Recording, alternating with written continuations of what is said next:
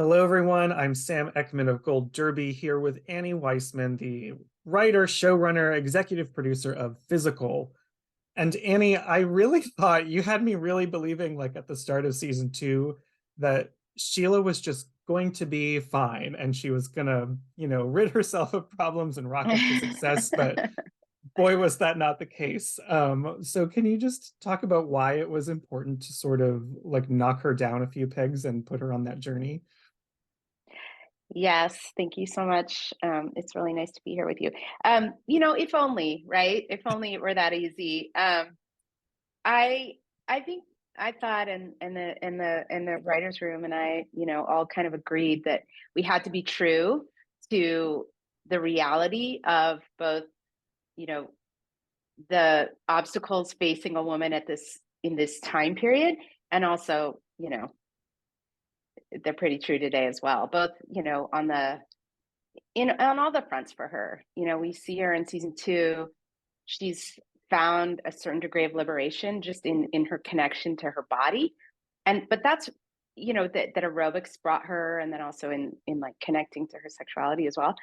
But that's just kind of the beginning of the journey for her, really. That's that first step. It's a really hugely important first step, but it is still a first step. So she still has a long ways to go in terms of really being both recovered and liberated. And that's good for us because it gives us a lot more stories to tell. Yeah, and we should talk about Rose Byrne for a minute because she does an outstanding job with this character. And now that you came into a second season, was there anything that you um, changed or really like consciously explored based on what she did in season one, and then you had a better sense of her skill set as an actor? Yes, I love that question. I love talking about working with her because it is such a joy and it is so special and unique. And I've been doing this a long time, and it's so I appreciate the collaboration we have and how special she is, both at being so capable and also so cool and so open and so brave. So absolutely was inspired by working with her season one. It's kind of like, you want to see how high she can jump and if she can clear it, and then she always does. So it's both, the challenging her and her really challenging me and saying, you know not being afraid to, anytime I wanted to pull a punch, she was always like, no, no, no, like, let's punch, let's go. Yeah. I think a big development in this season, there's the inner voice she has, and I feel like season two really doubled down on that, being much more aggressive and angrier. And there's just so much kind of self-doubt, maybe self-loathing involved with that. Uh, can you just talk Yeah, about like the development of that kind of duality of sure. the character? Well, the inner voice was always, um, I conceived it as, well, just being honest about what kind of the truth of who I was inside versus what I projected on the outside. But it's also a manifestation of her disorder. And so what happens, we kind of, I think of the universe as like, and a lot of people talk about their relationship to addiction this way, and a lot of different negative behaviors this way. It's like being in a abusive relationship, and what happens when you start to leave is they change tactics, right? So they double down. So it either gets, and it's at the point of trying to leave when it's the most dangerous, because it knows, it's like, oh no, like she's on to me, right? And Mm, so we start to see in season two it start to change tactics. So it will both double down, like you said, it will get more aggressive, but it also tries other things like being appeasing and flattering, to kind of, which is in a weird way like more insidious.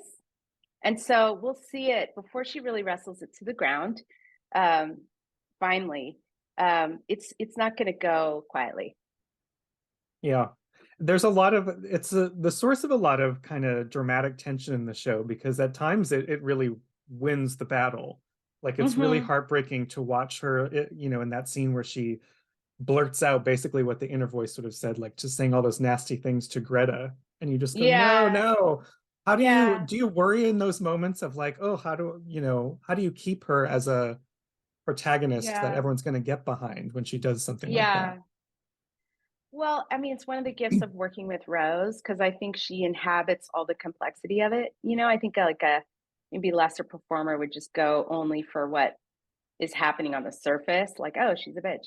But when you see the struggle in her, like you see how because she is kind of playing these two roles, like herself and then this inner uncontrollable self, you see both.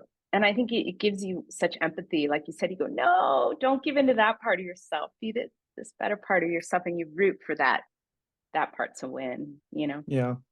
When you write that inner voice, do you kind of can you see in your mind as you're writing, like what Rose is going to do with her face? Because so much is communicated on her face in this show. Right.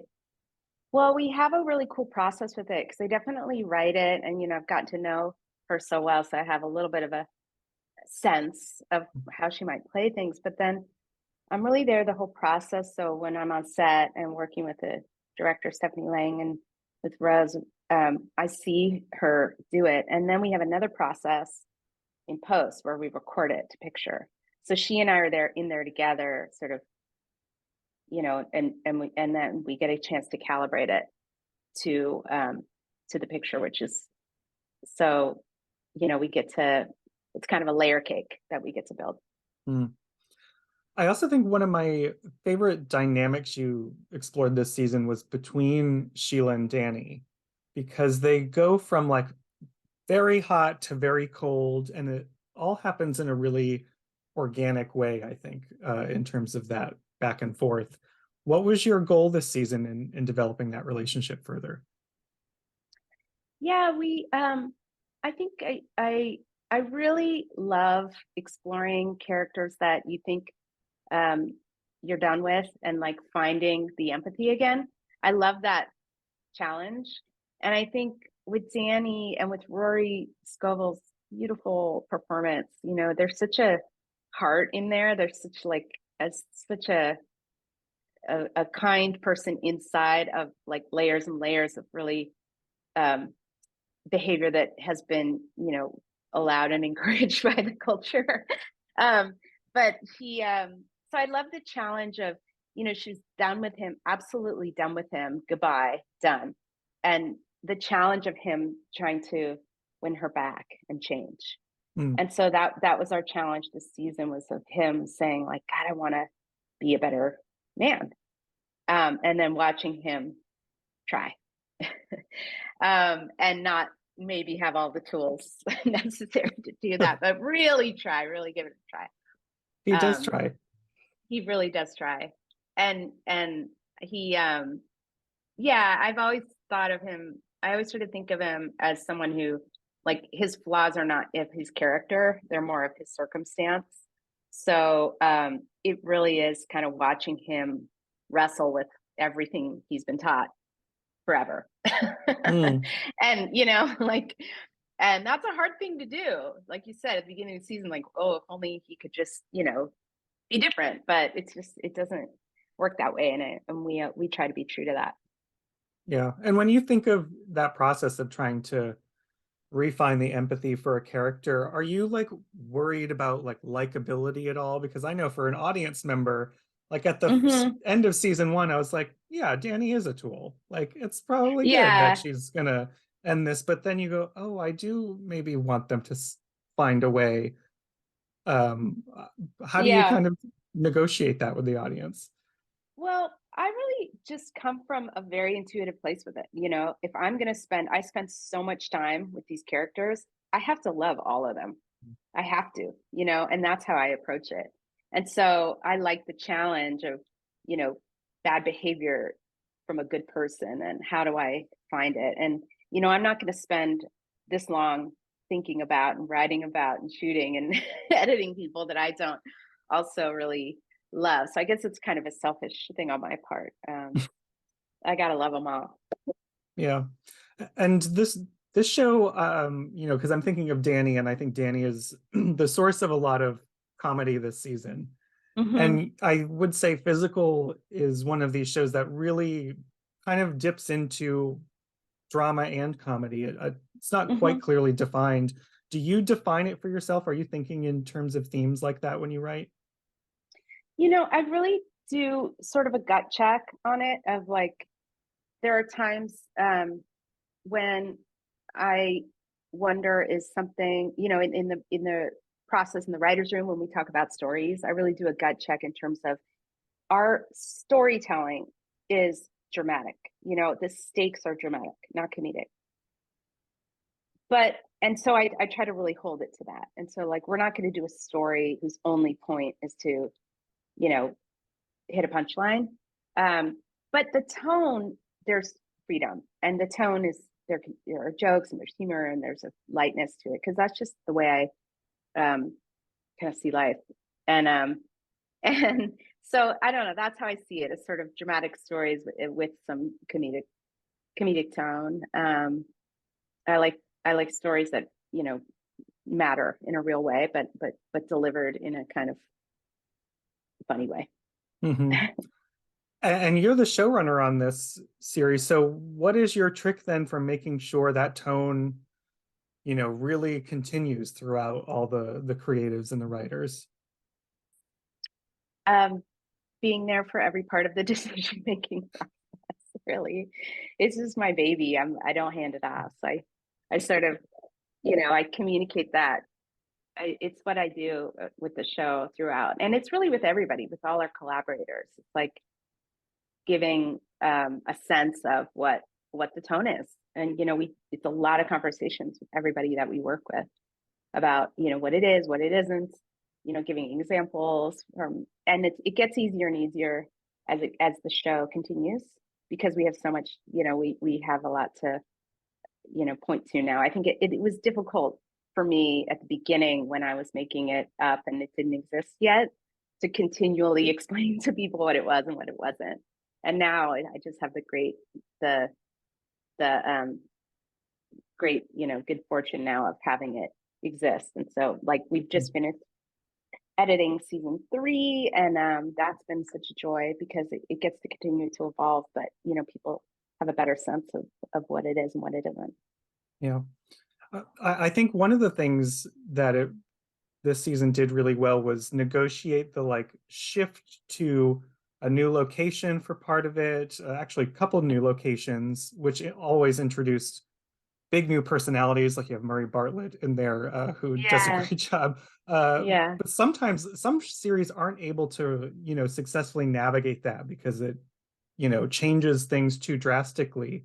Was that ever a Mm-hmm. worry for you of like going into these new places? Well, I think it's fun to expand the world of the show and just let it breathe a little bit. And it was just true to what's happening in her life, that she's been in this domestic space and now she's starting to grow her business and work and be out in the world. So we wanted the show to expand in that way. But I agree with you that shows need to kind of, I think one of the things that makes it a TV show, not a movie, is that it does sort of sit in a place. Like, we want to kind of go back to a place. Um, and so having her, home base to come back to is really important. So I think you want sort of the roots, and then the branches can kind of expand, but you want to keep that root structure in place as well. Yeah. Well, you just mentioned season 3. So before I let you go, what's kind of like a tiny little no spoiler teaser Sure. for her latest adventure? Because it Yeah. leaves things, there's a lot of possibility at the end of season 2. Right. So, season 2 is really about her finding this recovery from the being really governed by and ruled by the voice. I mean, she really does vanquish it. Season 3 is a little bit of a reinvention in the sense that, she's out in the world now building her business in a bigger way and achieving her goals. But the voice kind of takes a new form, and it a very different form. And Zoe Deschanel is a part of that. And yeah, I'll just say that. And it rears its head in a very different and interesting way. Yeah. Well, I cannot wait to see how that turns out and comes together. The voice is a great part of this series. So thank you so much for sitting down here teasing season 3. For everyone watching out there, subscribe to Gold Derby, stay with us, and thank you so much again, Annie. Thank you. Really nice to be with you.